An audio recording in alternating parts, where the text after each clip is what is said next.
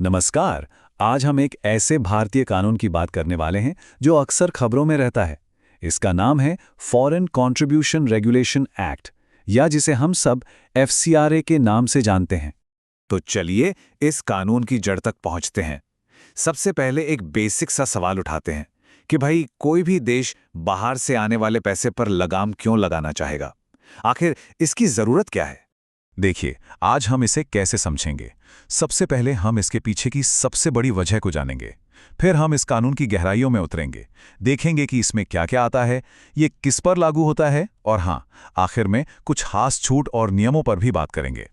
तो सबसे पहले सेक्शन में आइए देखते हैं कि ये पूरा कानून भारत के संविधान के एक बहुत ही जरूरी सिद्धांत से कैसे जुड़ा हुआ है। देखिए, यहाँ पर सबसे अहम बात यह है कि भारत एक संप्रभु देश है। इसका मतलब है कि देश के अंदरूनी मामलों में किसी भी बाहरी ताकत का दखल नहीं होना चाहिए, और विदेशी पैसा अगर गलत इरादे से इस्तेमाल हो तो वो राष्ट्रीय हितों के लिए एक खतरा बन सकता है। और बस यहीं पर एफसीआरए की एंट्री होती है। आप इसे एक तरह का फाइनेंशियल गेटकीपर यानी एक वित्तीय द्वारपाल समझ सकते हैं, जिसे इसी समस्या से निपटने के लिए बनाया गया है। अच्छा, एक मजेदार बात यह है कि एफसीआरए कोई नया कानून नहीं है। बिल्कुल नहीं। ये तो समझ लीजिए दशकों से धीरे धीरे बदलता आया है, ताकि जो नई नई चुनौतियां आती हैं उनसे निपटा जा सके। 2010 में इसमें एक बड़ा बदलाव आया, और फिर 2020 में इसके नियमों को और भी टाइट कर दिया गया, ताकि ये आज के दौर में भी काम का बना रहे। अब इस गेटकीपर के नियमों को समझने के लिए हमें पहले ये जानना होगा कि ये असल में किस चीज पर नजर रख रहा है। मतलब क्या है ये विदेशी अंशदान। कानून की शुरुआत होती है पैसे के सोर्स को डिफाइन करने से। ये कहता है कि कोई भी पैसा जो विदेशी स्रोत से आया हो। अब ये विदेशी स्रोत क्या है?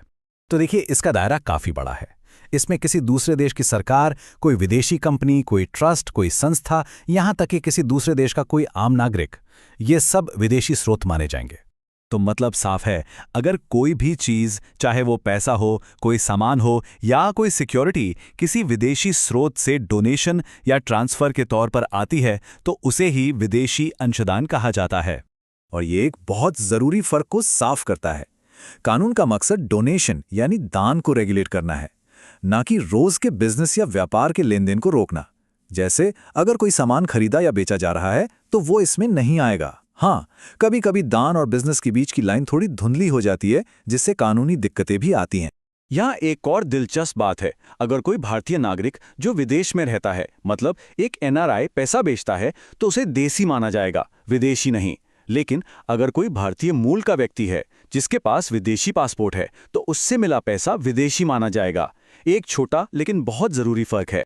चलिए, अब जब हम ये समझ गए हैं कि कानून किस चीज पर नजर रखता है, तो अब देखते हैं कि कौन कौन उस प्रोहिबिटेड लिस्ट यानी निषिद्ध सूची में हैं जो ये पैसा ले ही नहीं सकते।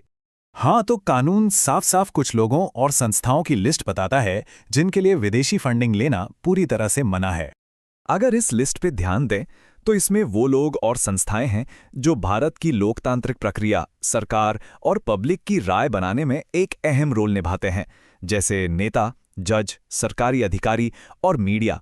और इसके पीछे का मकसद एकदम साफ है, देश के इन बहुत ही संवेदनशील और जरूरी हिस्सों को किसी भी तरह के बाहरी असर से दूर रखना। लेकिन रुकिए, ये मामला इतना भी ब्लैक एंड व्हाइट नहीं है। अब हम कुछ खास नियमों और अपवादों की बात करेंगे जिनसे तस्वीर थोड़ी और साफ होगी।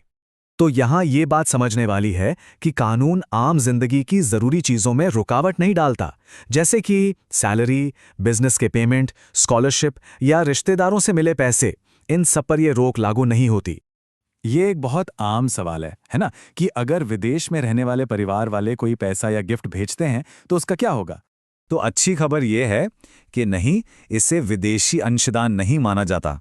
ये एक खास छूट है, लेकिन हाँ, एक जरूरी रिपोर्टिंग का नियम है जो सबको पता होना चाहिए। नियम यह है कि अगर एक फाइनेंशियल ईयर में रिश्तेदारों से मिली कुल रकम 10 लाख रुपए से ज्यादा हो जाती है तो इसकी जानकारी केंद्र सरकार को देना जरूरी है। तो कुल मिलाकर हम कह सकते हैं कि एफसीआरए एक फिल्टर की तरह काम करता है।